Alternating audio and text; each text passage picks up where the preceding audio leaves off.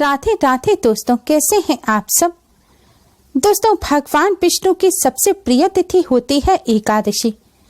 इस दिन भगवान विष्णु का एक बार स्मरण करने मात्र से ही भगवान विष्णु की असीम कृपा प्राप्त होती है और सभी रोग, दुख, कष्ट दूर हो जाते हैं।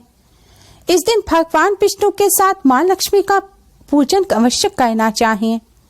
ऐसा करने से जीवन भर धन की कमी नहीं रहती।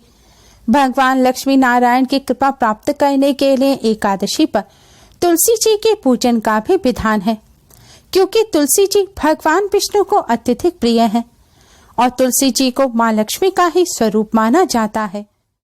एकादशी के दिन तुलसी जी का पूजन करने से, कुछ खास चीज तुलसी जी को अर्पित करने से बरसों पुरानी गरीबी भी दूर हो जाती है। घर से दुख दरिद्रता का हमेशा के लिए नाश हो जाता है। तुलसी जी भगवान विष्णु को अत्यधिक प्रिय हैं और शास्त्रों में तुलसी जी को मां लक्ष्मी का ही स्वरूप बताया गया है।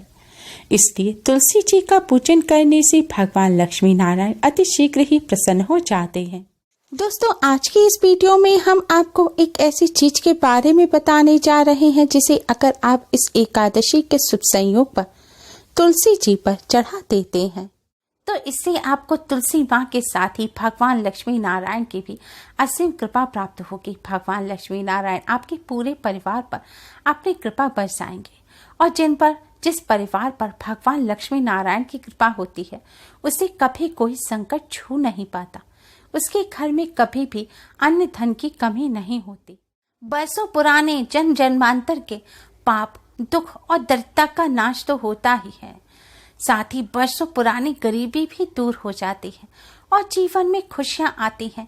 घर में सुख समृद्धि बनी रहती है। आज के दिन तुलसी जी पर यह एक चीज चढ़ाने से भगवान लक्ष्मी नारायण और तुलसी माँ की कृपा से जीवन में आने वाली जो परेशानियां हैं वह आने से पहले ही नष्ट हो जाएंगी और परिवार में खुशियां बनी रहेंगी। दोस्तों, वीडियो में आगे बढ़ने से पहले वीडियो को लाइक कर अपने फ्रेंड्स के साथ शेयर जरूर करें और अगर आपने हमारे चैनल को अभी तक सब्सक्राइब नहीं किया है तो यूजफुल वीडियोस के लिए चैनल को सब्सक्राइब कर बेल आइकन को भी जरूर दबाएं। दोस्तों, एकादशी पर तुलसी जी का पूजन करने से पहले भगवान विष्णु मां लक्ष्मी का पूजन अवश्य करें। इसके लिए सबसे पहले आप स्नान कर स्वच्छ वस्त्र धारण करें। आज के दिन पीले रंग के वस्त्र पहनकर भगवान लक्ष्मी नारायण का पूजन करना चाहिए। सबसे पहले आप अपने मंदिर के सामने आसन बिछाकर बैठ जाएं और भगवान जी के सामने एक शुद्ध घी का दिया जलाएं। शुद्ध घी ना हो तो आप डालडा घी या मीठे तेल का भी दिया जला सकते हैं। दिया जलाने के पश्चात आप दिए के साथ एक सुगंधित धूप बत्ती भी अवश्य जलाएं।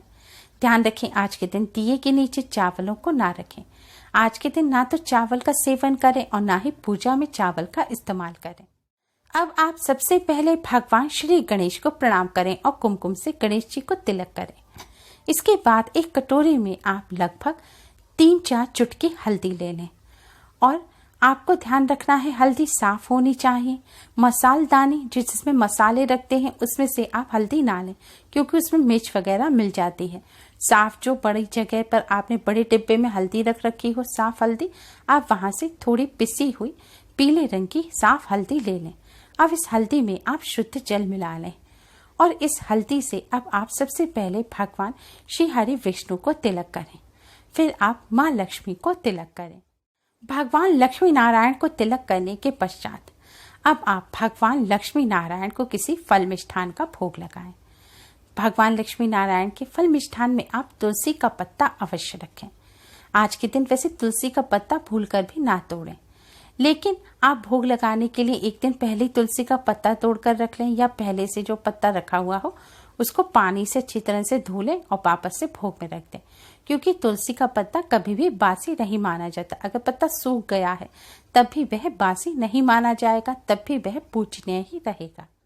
भोग लगाने के पश्चात अब आप भगवान विष्णु जी के द्वादश मंत्र ओम नमो भगवते वासुदेवाय का जाप करें। मंत्र का आप अपनी इच्छा अनुसार जाप करें। अगर हो सके तो कम से कम 108 बार जाप अवश्य करें। मंत्र का जाप करने के पश्चात अब आप थोड़ी देर हाथ जोड़कर जय मां लक्ष्मी का जाप करें। इस तरह पूजन करने के पश्चात आप भगवान विष्णु मां लक्ष्मी जी को प्रणाम करें और कष्टों को दूर करने की प्रार्थना करें।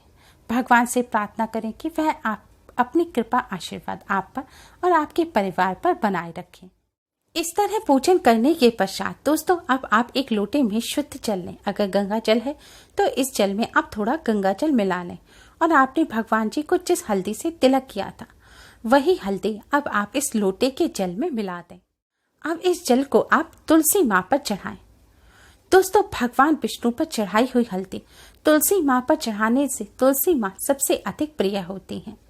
जैसा कि आप सभी जानते हैं कि देवउठनी एकादशी पर तुलसी विवाह भी किया जाता है और विवाह के दौरान वर की हल्दी वधू को चढ़ाई जाती है और तुलसी जी का विवाह भगवान विष्णु जी के स्वरूप शालिग्राम जी से ही किया जाता है। इसीलिए एकादशी के दिन भगवान विष्णु पर चढ़ाई हुई हल्दी अगर आप तुलसी माँ को चढ़ाएंगे तो इससे तुलसी माँ सबसे अधिक प्रसन्न होंगी और अपना आशीर्वाद देंगी। तुलसी माँ के साथ ही भगवान लक्ष्मी नारायण की भी असीम कृपा प्राप्त होगी। हल्दी भगवान विष्णु को अत्यधिक प्रिय है और भगवान विष्णु की चढ़ाई हुई हल्दी तुलसी माँ पर चढ़ाने से भगवान विष्णु माँ लक्ष्मी जी भी अपनी असीम कृपा बरसाते हैं और शीघ्र ही प्रसन्न हो जाते हैं और अपने भक्तों को मनचाहा वरदान देते हैं। दोस्तों हल्दी मिले हुए इस जल को चढ़ाते समय आप ओम नमो भगवते वासुदेवाय मंत्र का मन ही मन जाप अवश्य ही करें। जल चढ़ाने के पश्चात अब आप तुलसी माँ की 11 परिक्रमा करें। परिक्रमा करते समय भी आप ओम नमो भगवते वासुदेवाय मंत्र का जाप करें। हमारे पास कई क्वेश्चन आते हैं कि जैसे तुलसी जी दीवार के सहारे हैं या फिर परिक्रमा करने की आसपास जगह नहीं है तो क्या करें।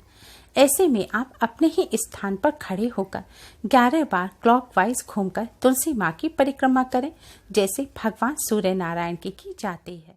परिक्रमा करने के पश्चात अब आप तुलसी माँ को प्रणाम करें, भगवान लक्ष्मी नारायण को प्रणाम करें और अपने घर की सुख समृद्धि की कामना करें। आपकी जो भी मनोकामना है वह भगवान जी के समक्ष कहें और मनोकामना पूर्ण करने की प्रार्थना करें।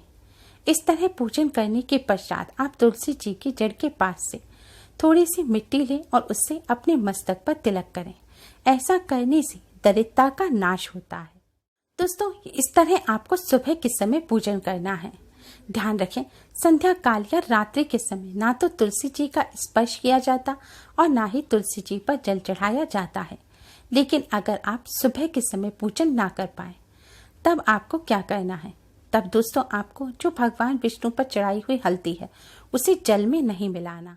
संध्या काल या रात्रि के समय पूजन कर रहे हैं तो आप सबसे पहले तुलसी माँ के सामने एक घी का दिया जलाएं। हो सके तो शुद्ध घी का दिया जलाएं और साथ में एक सुगंधित धूपबत्ती भी जलाएं। अब जो भगवान विष्णु माँ लक्ष्मी को हल्दी चढ़ाई थी उस हल्दी को आप तुलसी जी पर ऐसे ही चढ़ा दें। तुलसी जी के जड़ में आपको यह हल्दी चढ़ा देनी है।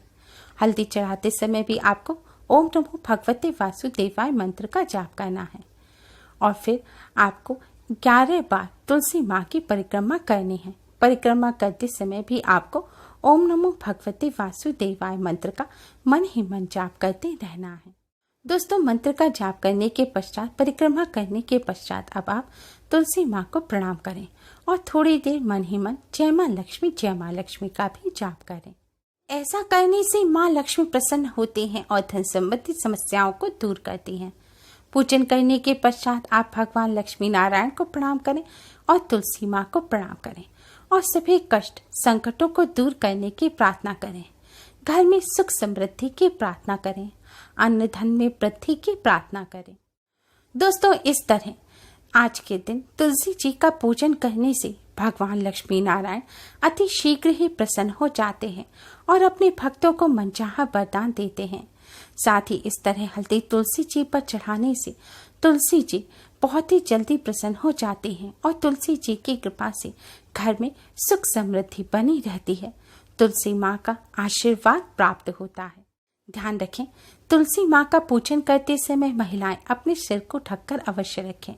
साथ ही जूते चप्पल पहनकर तुलसी माँ का पूजन ना करें और रात्रि के समय तुलसी माँ को स्पर्श ना करें। दोस्तों एकादशी के पावन पर्व पर इस तरह तुलसी माँ का पूजन अवश्य ही करें। उम्मीद है आपको हमारी वीडियो पसंद आई होगी। प्लीज लाइक करें। हमारे इस वीडियो को अपने फ्रेंड्स रिश्तेदारों में ज़्यादा से ज़्यादा शेयर करें जिससे वह भी इसका लाभ उठा सके। हमारी और भी वीडियोस के लिए हमारे चैनल को सब्सक्राइब करना ना भूलें। Thanks for watching. Radhe Radhe.